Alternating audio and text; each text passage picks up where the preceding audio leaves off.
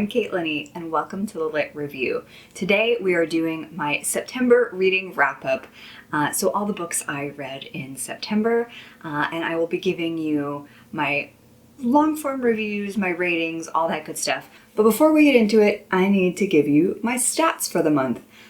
So I will leave a time code down below if you are only interested in the reviews, and I will also have time codes for each individual book, when to start if you'd like to hop around, so enjoy. September was definitely a bit of a weird reading month for me. Actually, so I was out, I was not in my home for the first 2 weeks of September because I was out helping a family member, and then I actually read quite a bit because caregiving wasn't super demanding and I could actually read a bit. I just was really drained when I got back from that trip for a lot of reasons, and I just fell into a really bad reading slump. So while my numbers might seem a little productive because I got a lot done in the early portion of the month, I really fell off the reading wagon towards the end of the month, and I'm still struggling with that in early October here. The numbers might tell a slightly different story. I did read 9 books in September, which is 2,904 pages for me this month. No hours listened, no audiobooks this month, and an average rating of 3.5. So not too bad. We are having another one of those months where the ratings are very clustered together, so, not too bad. In terms of my audience, I read 7 adult books, no new adult books, and 2 young adult books. My genres were actually not that divided this month at all. I had mostly romance and some fantasy, and anything else was just like a one-off. I only read 1 of them in the month. Format, no audiobooks, like I said, 1 ebook and 8 physical books. And of those 9 books, 6 of them were owned books and 2 of them were borrowed from the library. Now, my ratings breakdown, and again, fancy graphic incoming, but my ratings breakdown is no DNFs, no 1 star, no 1.5 star, no 2 star. 1 2.5 star though.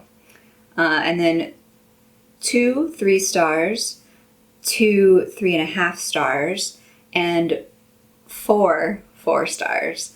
Which also means that I didn't have any 4.5s or no 5-star ratings either.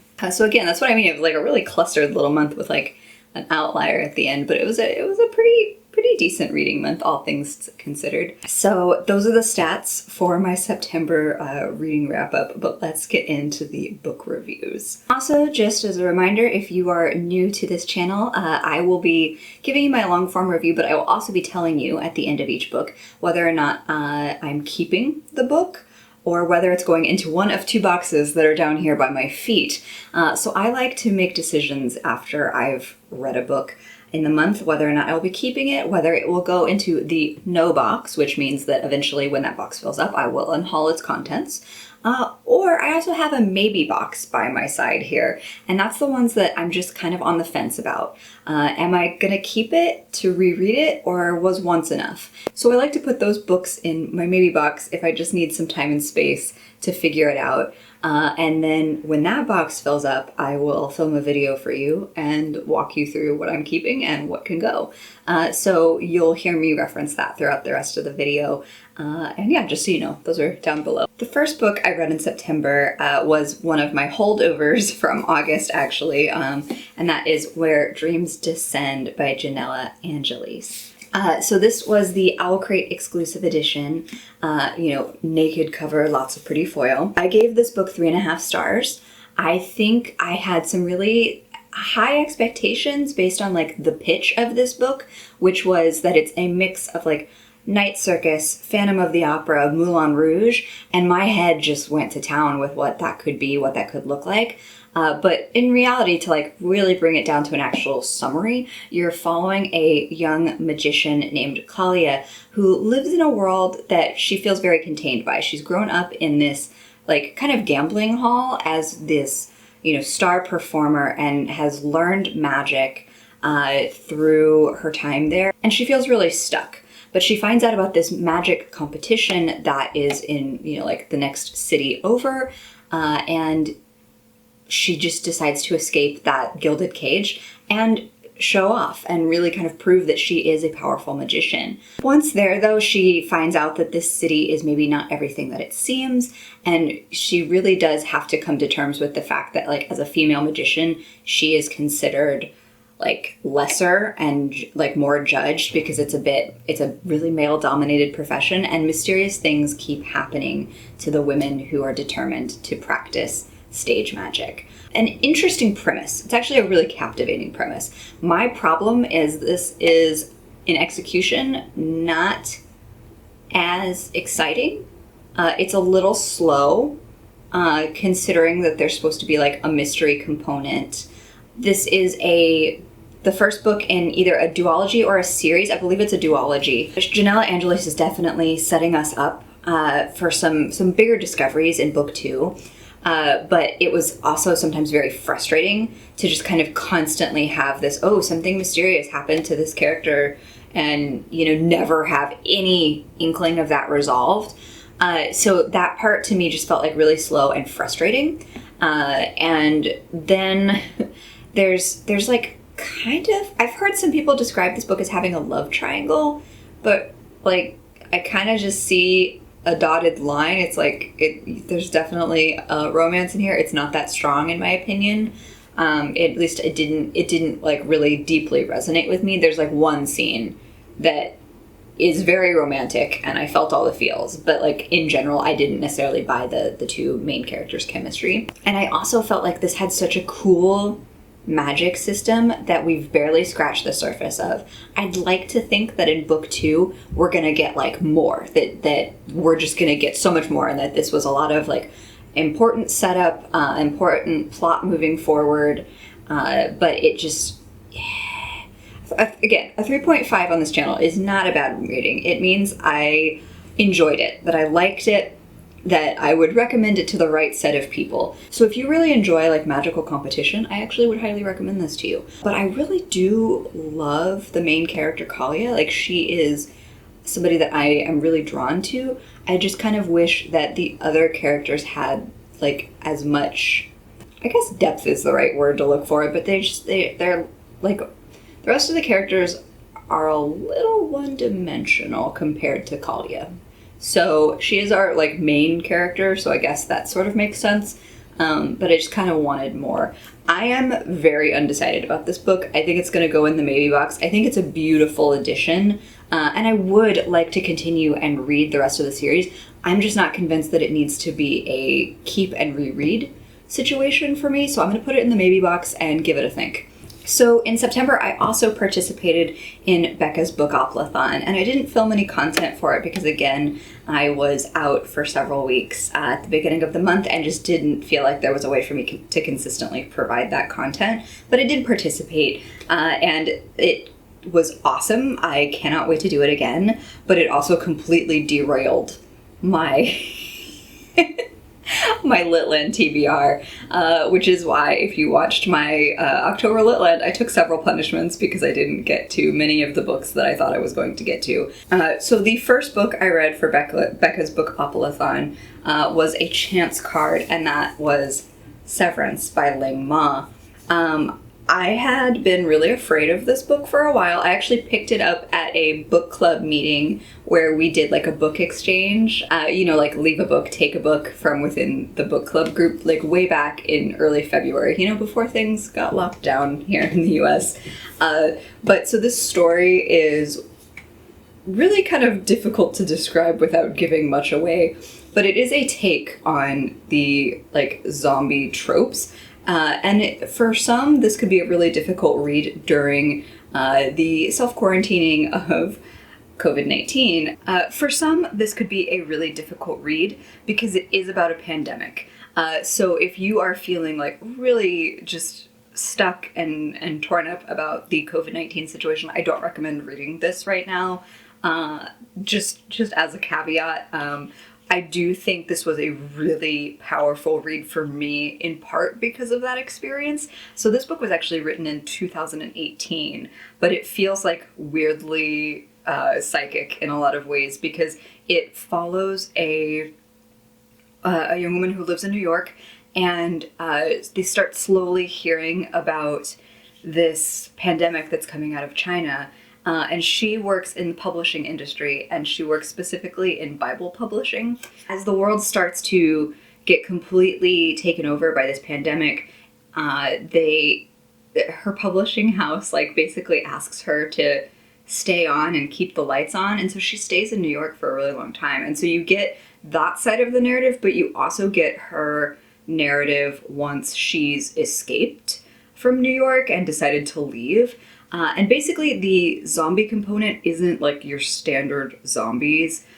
They really are just people who had the pandemic, got sick, and part of the sickness is that they just start like living repetitively. Like they go through the motions of whatever is most like repetitive and normal within their daily lives.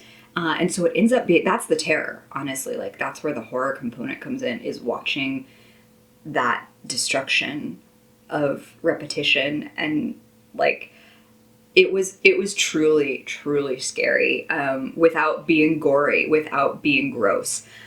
So I ended up giving this a 4-star rating.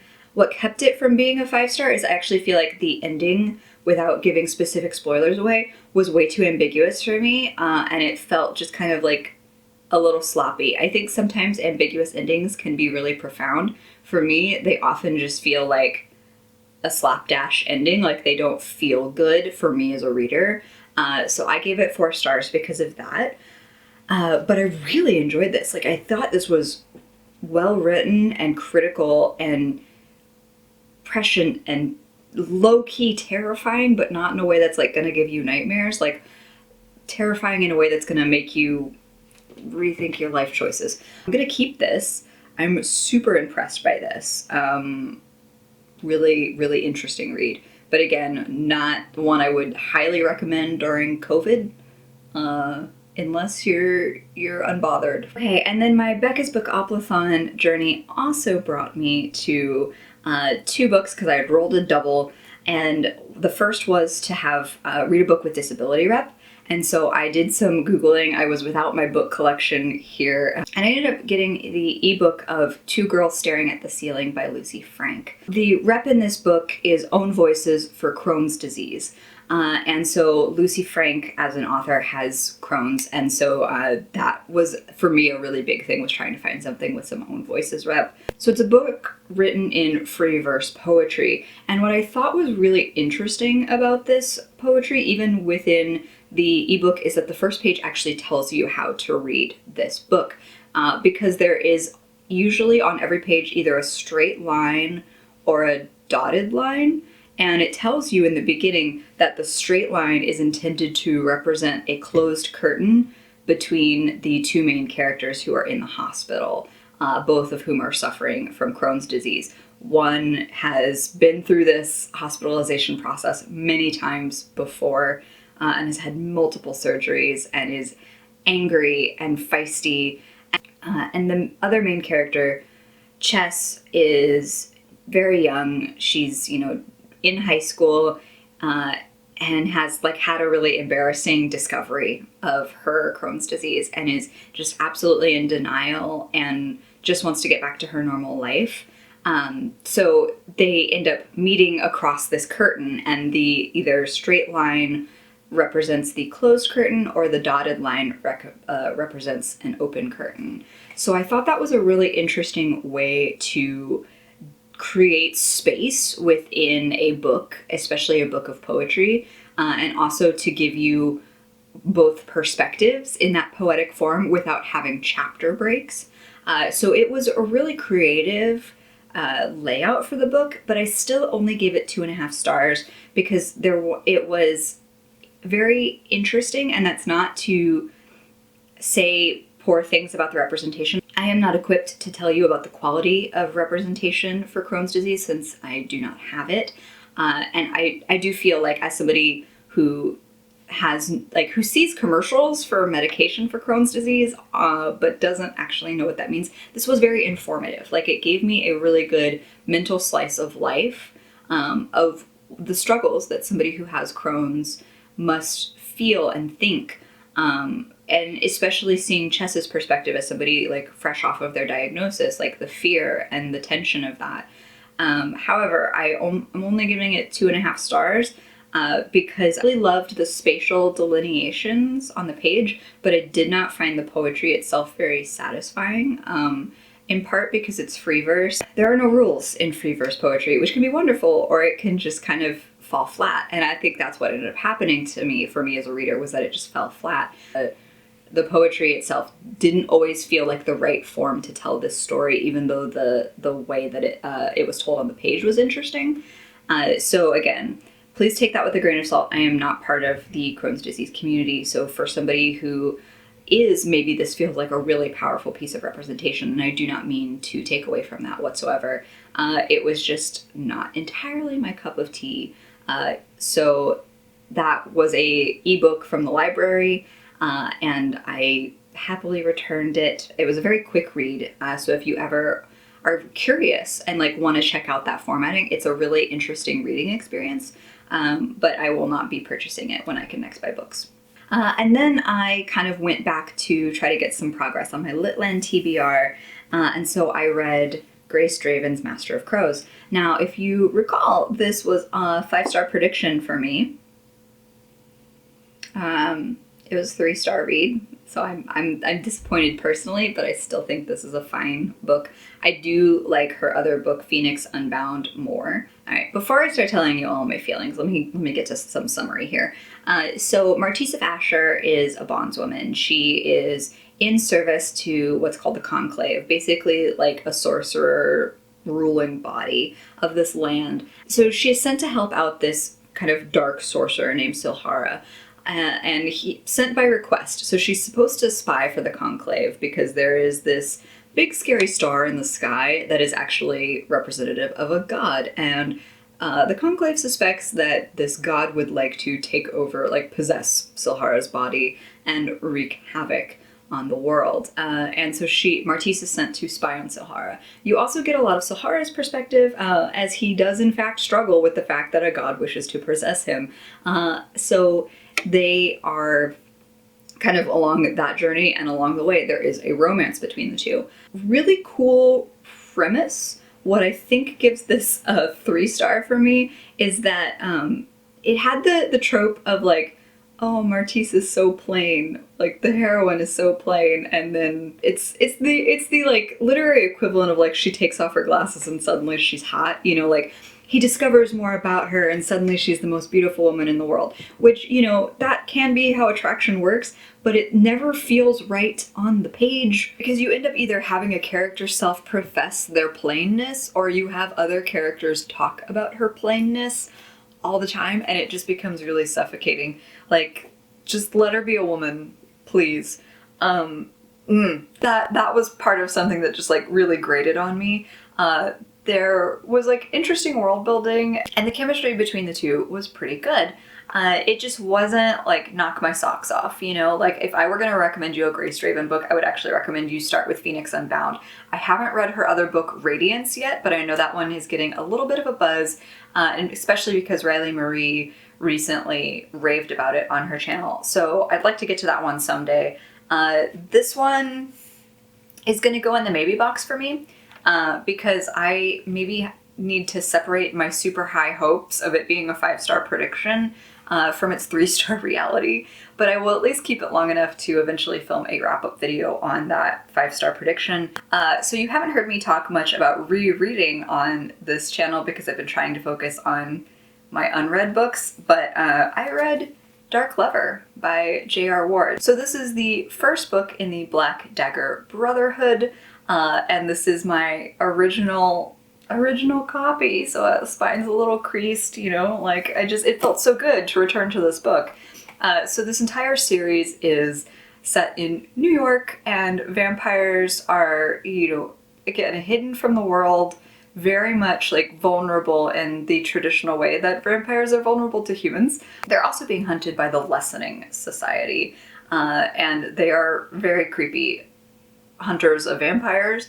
And so the Black Dagger Brotherhood is this group of elite badass warriors who definitely have goth vibes to them, that take down the lessers and protect the rest of vampire kind.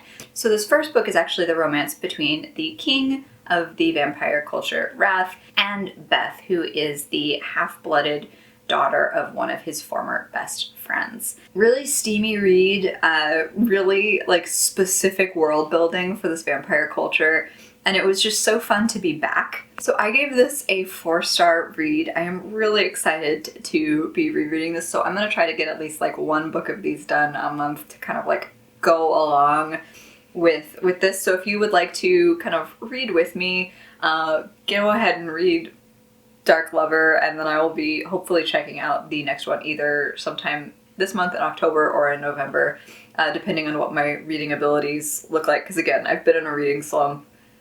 Who knows what I'll actually get to this month. But this was fun. This was good. Keeping this.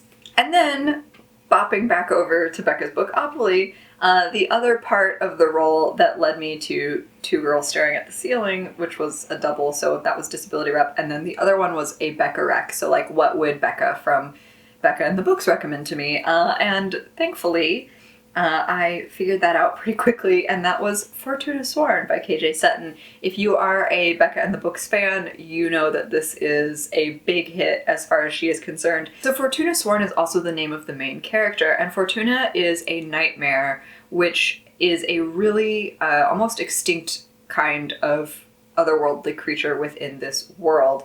And they can force you to experience your deepest fears just by touching you. They'll be aware of what your fears are, and then they can, become the nightmare, the living nightmare. And so they're really rare. But she has basically been searching for her brother, Damon, for the last several years, and finally gets a lead when this mysterious fairy comes to her job and says, like, I know where your brother is, but you have to come with me. And conditionally, she also has to marry him. So she goes and marries the guy to try to find her brother. So that all happens within like the first 20 or so pages of the book. I won't say much more about that, but it is very much her journey to the fairy court to try to find her brother, to try to escape with her brother, even though she just married a dude. It's very dark. It is a slow burn situation on the romance angle. It is a series, and I believe it is going to be a multi-book series. So book 2 is already out, I think, and then book 3 is either soon to be out or is already out. I'm not sure. I gave Fortuna Sworn a 3.5 star rating. I would very much like to continue with this series because I've read so many dark, fae, moody, broody kind of romances that like this one, if I stack rank them, is kind of somewhere in the middle, which is why it gets a 3.5. So there are other like fae-oriented romance that just like hit harder for me, but I still really care about Fortuna. I still really enjoyed her journey, and I'm really curious about what's going to happen next, because one of the things that I think KJ Sutton does really well is take some of what we think we know about fae lore based on other books we may have read or other just like pop culture knowledge, and completely subverts it or turns it on its head. And she gives much more sense of lore and depth and like knowledge of spells and history to the fae culture that makes this really compelling, especially for somebody who likes that type of book. There is still a lot of originality here. Like, I also love that Fortuna is a nightmare. I have never read a paranormal fantasy or a paranormal romance where somebody is a nightmare. So I think like there's a lot of cool original stuff happening in this book. So I definitely want to continue with the series. I will be keeping this, but it just like the 3.5 rating I think comes from like more of that stack rank of other dark fae romantic situations than through any like true fault of this. I still highly recommend this book.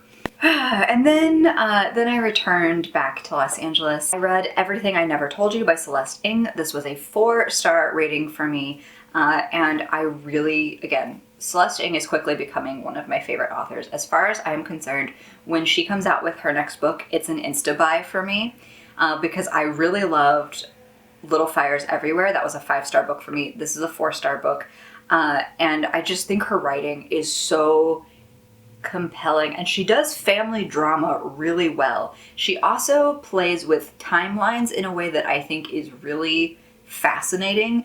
So this book follows a Chinese American family in the suburbs of Ohio in the 1970s, And when we start the novel, we find out that their 16-year-old daughter, Lydia Lee, is dead. Lydia, as we start to get to the bottom of why she disappeared, why she has died, you get all the other perspectives of her family members, and it's very fluid. It like goes to past memories, to the present, and also very fluid between those perspectives. Like a character will mention another character and suddenly we're in that character's head and in their memory. And so it really becomes very dreamlike, very ethereal, and moody at the same time, because you start to understand all the expectations that were put on Lydia by all of her family members, as well as the kind of drivers that made those family members feel so deeply connected to this young girl. And sometimes it was a positive connection, sometimes it was a slightly negative one,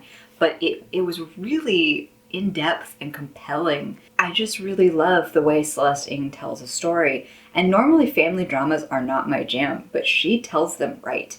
What kept this from being a 5-star read for me is that I'm actually not prone to enjoying family drama tales, so there's always going to be a little bit of that personal bias in my personal rating system. So I really enjoyed this. This was still at times a complicated or difficult read for me, because sometimes these family dramas just hit harder emotionally, or like trigger something in the back of my head about my own family dramas, and that's not always fun for me. That's not always what I want to read, even though it was exceedingly well written. So that's more about my biases and like what I bring into the reading experience than a pure reflection of this book. I'm gonna keep this. I'm a big Celeste Ng fan.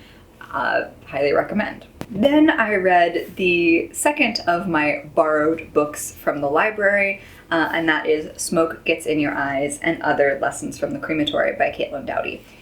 So this book is also going to come with a lot of caveats from me. So first of all, I feel like ratings on nonfiction are always going to be more about what the reader takes out of it than what the author is necessarily giving. I don't really think nonfiction is entirely for us to judge just from like a meritocracy of writing, because it's also like what you take from it. I guess you could make that case for all books, but for me as a reader, nonfiction feels particularly susceptible to that. So that's like my big caveat, because I actually did really enjoy this book, but I only gave it 3 stars. And again, 3 stars is a good rating. 3 stars for me is I liked it. So this is a nonfiction book, exactly what it sounds like. It is Caitlin Doughty's memoirs of her time working in a crematory and starting her career in the death services industry. So there is a lot of heart and humor and like kind of some moments, but she plays them off really, really well. And she also has this tactic throughout the book that she feels very strongly, based on her time working in the death services industry, that, like, we as a culture, both in the sense of like the United States, but also just kind of like globally at this point, have a very unhealthy relationship with death, that we need to like be realistic about what it entails. We need to honor it and our loved ones, but also like acknowledge it more than we do. And that she makes the case that we are so afraid of death that we will do so much to avoid it, to, avoid the raw realities and try to make it nice and palatable, and that this leads to a lot of problems within the death services industry, and also just like how it affects our minds and hearts. So I think she has a really compelling case here. Why I'm only giving it a 3 stars, I think just on like her argumentation and her humor, and like just if you've listened to her YouTube channel at all, you read this book in her voice, which is great. I'm giving it 3 stars because I am still struggling with some of the things that she would like for us to not be struggling with. I lost my father when I was 22 years old, and that was and still is a really difficult process even years later. And I think about visiting him in the hospital for the last time, and I think about the fact that he was cremated. I think about the fact that he was also an organ donor all the time. Like, I am now also an organ donor because of his gift, and it was a gift that he didn't tell any of us and his family And I'm going to share this because I think it's relevant for my read on this book. But the organ donor company shared with us what was taken.